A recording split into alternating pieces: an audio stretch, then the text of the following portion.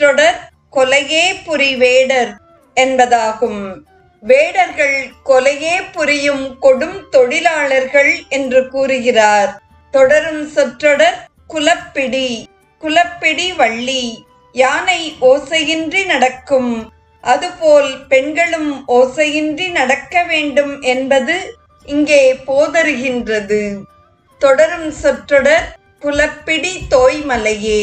ஆன்மாக்கள் தன்னை அடையும் பக்குவம் வகுக்கும் பொருட்டு உலக போக உணர்வில் இச்சை உண்டாகும்படி இச்சாசக்தியாகிய வள்ளியுடன் கூடி போக வடிவினனாக முருகவேள் இருப்பினும் யாதொரு மாறுபாடும் அடைகிலன் என்பதை உணர்த்தும் பொருட்டு காற்றாலும் மலையாலும் மாறுபடாத மலையே என்று கூறுகிறார்.